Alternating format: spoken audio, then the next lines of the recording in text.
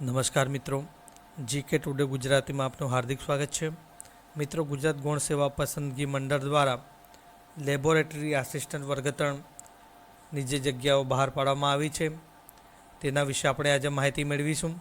મિત્રો, જેઓ લેબોરેટરીમાં પોતાનું કેરિયર બનાવવા માંગે છે તેવા ઉમેદવારો માટે આ એક ઉત્તમ તક છે. તો મિત્રો,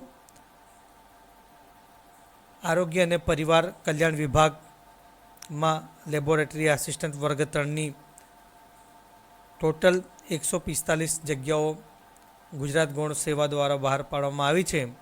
તો મિત્રો, ઓજસ ગુજરાત GOV.in વેબસાઇટ પર તારીખ 28/8/25થી તારીખ 11/9/25 સુધી ઓનલાઈન અરજી કરવાની રહેશે.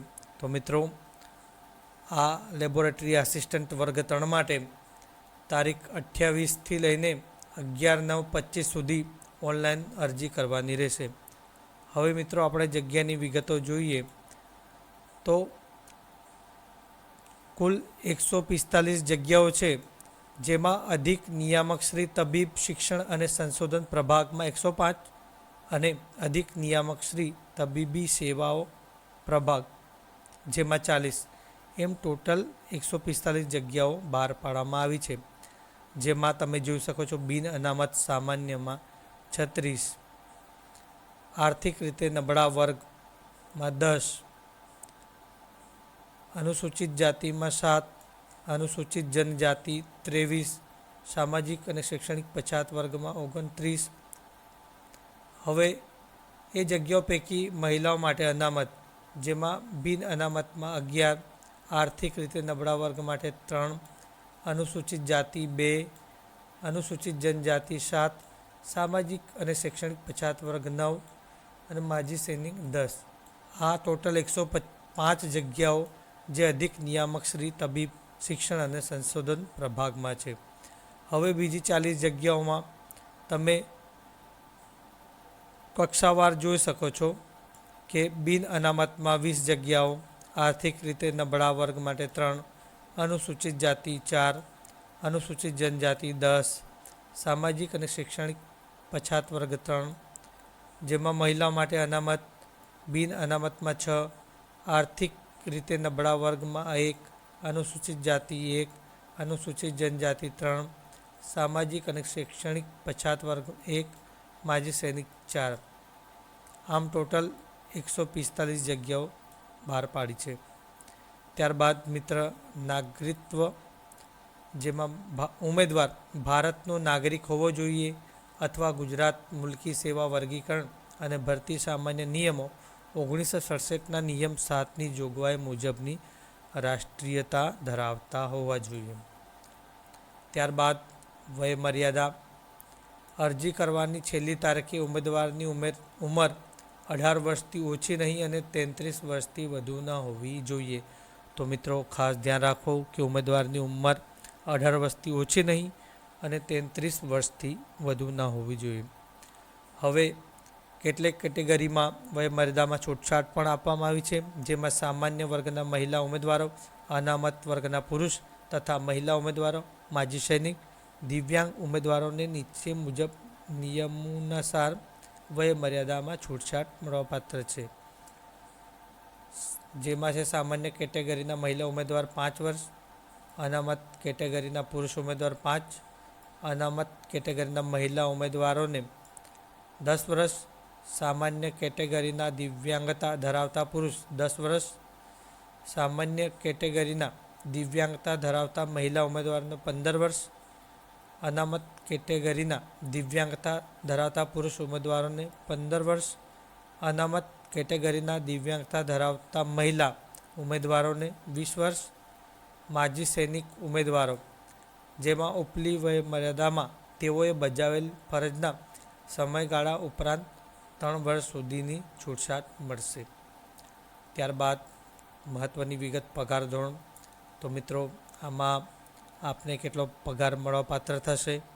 તો મિત્રો, પ્રથમ 5 વર્ષ માટે પ્રતિ માસ 26,000 ફિક્સ પગાર મળશે. ત્યારબાદ 5 વર્ષના અંતે ઉમેદવારની સેવાઓ સંતોષકારક જણાયથી સંબંધિત કચેરીમાં 7મા પગાર પંચના ₹19,900થી ₹63,200 લેવલ 2 પ્રમાણે પગાર મળવાપાત્ર થશે. તો મિત્રો, આ હતી પગારની વિગત. ત્યારબાદ શૈક્ષણિક લાયકાતની વિગતો જોઈશું, જેમાં છે ઓછામાં ઓછું 12 પાસ વિથ ફિઝિક્સ, કેમિસ્ટ્રી અને ઇંગ્લિશ, એટલે કે આપ સાયન્સ પ્રવાહમાં ધોરણ 12 પાસ કરેલ હોવું જોઈએ. સાથે સાથે બેઝિક કોમ્પ્યુટર નોલેજ આપને હોવું જોઈએ અને ગુજરાતી અને હિન્દી આ બંને ભાષાઓ આપ જાણતા હોવા જોઈએ. શૈક્ષણિક લાયકાત વયમર્યાદા અને અન્ય લાયકાત માટે નિર્ધારિત તારીખ. મિત્રો, આપની પાસે જે શૈક્ષણિક લાયકાત છે, વયમર્યાદા, ઉન્નત વર્ગોમાં સમાવેશ ન થતો હોય તેવા અંગેનું પ્રમાણપત્ર, નોન ક્રીમી લેયર સર્ટિફિકેટ, આર્થિક રીતે નબળા વર્ગનું પ્રમાણપત્ર, જાતિનું પ્રમાણપત્ર અને અન્ય જરૂરી લાયકાત માટે તારીખ 11/9/25ની સ્થિતિને ધ્યાને લેવામાં આવશે. તો મિત્રો, આ વિગત પણ બહુ મહત્ત્વની છે કે તમારા જે તમામ લાયકાતના સર્ટિફિકેટ છે, વયમર્યાદા છે, જાતિનું પ્રમાણપત્ર છે, એ તારીખ 11/9/25ની સ્થિતિને ધ્યાને લઈને ગણવામાં આવશે. કોમ્પ્યુટરની જાણકારી.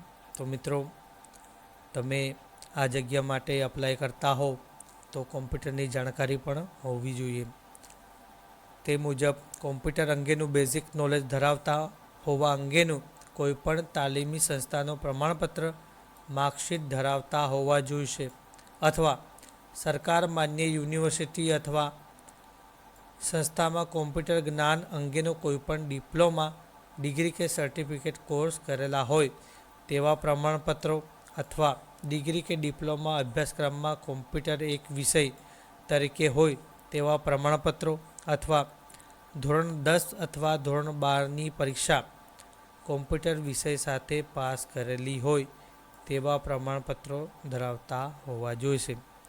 જોકે આ તબક્કે આવું પ્રમાણપત્ર ન ધરાવતા ઉમેદવારો પણ અરજી કરી શકશે. તો મિત્રો, આ પણ ખાસ ધ્યાન રાખવાનું કે જો આપની પાસે કોઈ પણ પ્રમાણપત્ર ના હોય તેમ છતાં તમે આ ભરતીમાં ઉમેદવારી નોંધાવી શકો.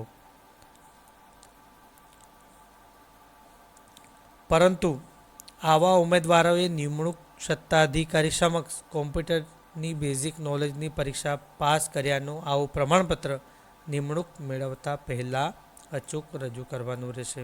તો મિત્રો, જો આપની પાસે પ્રમાણપત્ર ના હોય અને તમે આ પરીક્ષામાં ફોર્મ ભરવા માંગતા હોય તો ભરી શકો, પરંતુ નિમણૂક મેળવતા પહેલાં આ પ્રમાણપત્ર અચૂક રજૂ કરવાનું રહેશે, અન્યથા નિમણૂક મેળવવાને પાત્ર થશે નહીં. તો મિત્રો, આ વિગત પણ ખાસ ધ્યાન રાખવી. હવે અરજી કરવાની રીત. મિત્રો, આગળ જોયું તેમ તારીખ 28/8/25થી 11/9/25 સુધી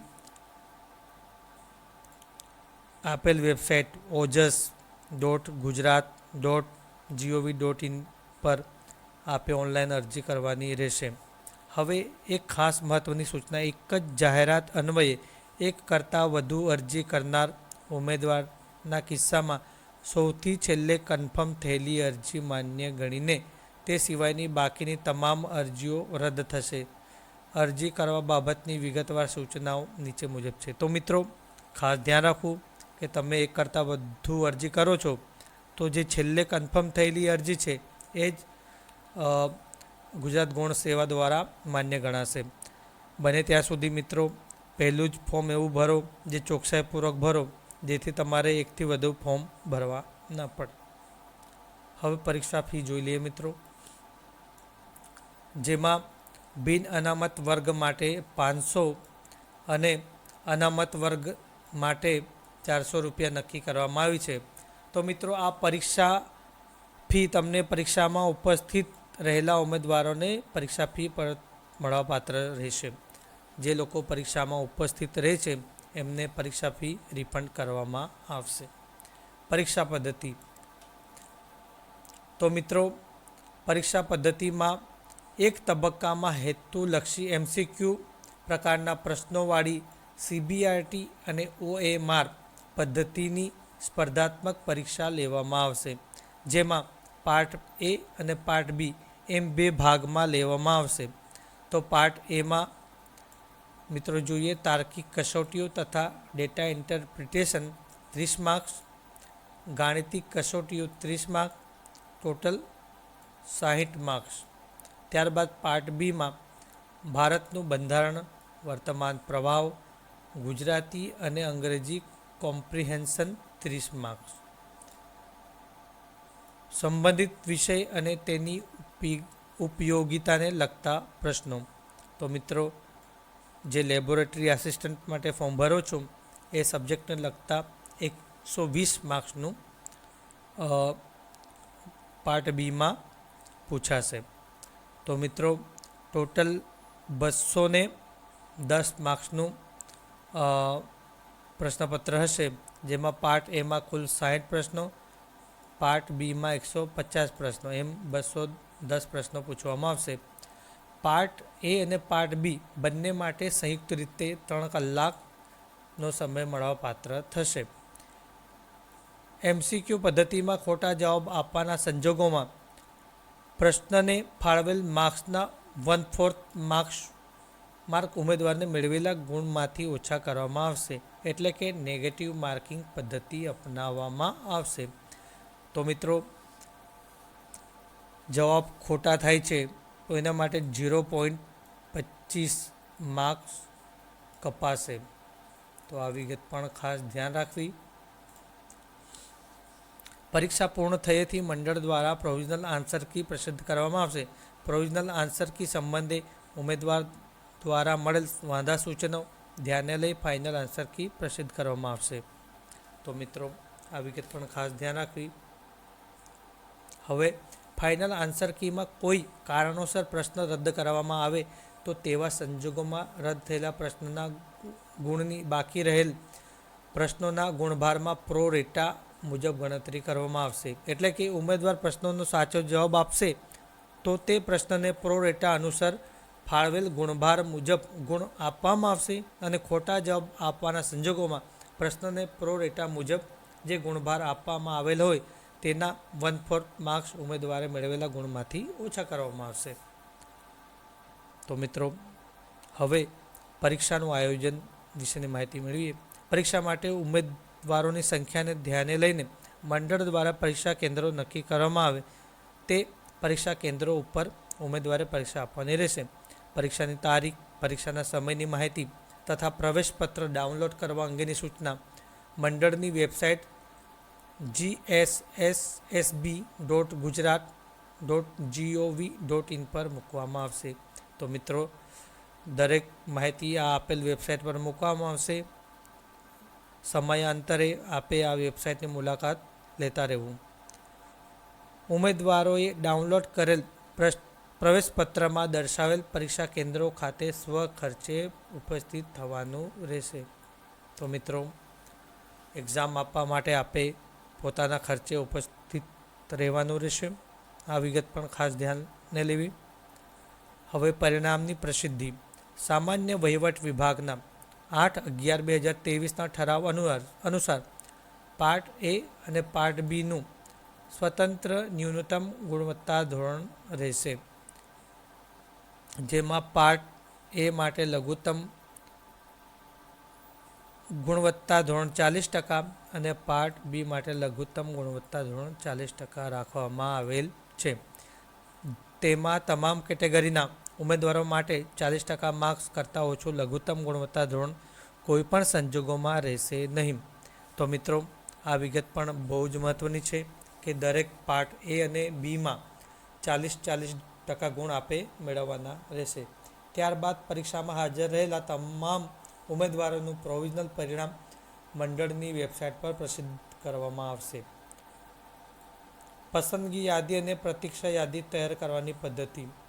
મંડળ દ્વારા પ્રોવિઝનલ પરિણામ પ્રસિદ્ધ કર્યા બાદ પરીક્ષાના પાર્ટ એ અને પાર્ટ બીમાં ન્યૂનતમ ગુણવત્તા ધોરણ જાળવીને કુલ ગુણના મેરિટ્સ આધારે ભરવાની થતી કેટેગરી મુજબની જગ્યાના આશરે 2 ગણા ઉમેદવારોને પ્રમાણપત્રોની ચકાસણી માટે બોલાવવામાં આવશે. તો મિત્રો, આ હતી ગુજરાત ગૌણ સેવા પસંદગી મંડળ દ્વારા બહાર પાડેલ લેબોરેટરી આસિસ્ટન્ટ વર્ગ 3ની માહિતી. તો મિત્રો, આ માહિતી આપને કેવી લાગી તે કોમેન્ટ કરીને જરૂર જણાવશો. વિડીયો ગમ્યો હોય તો લાઈક અને શેર કરજો અને ચેનલ પર નવા હો તો ચેનલને સબસ્ક્રાઈબ કરજો. આભાર.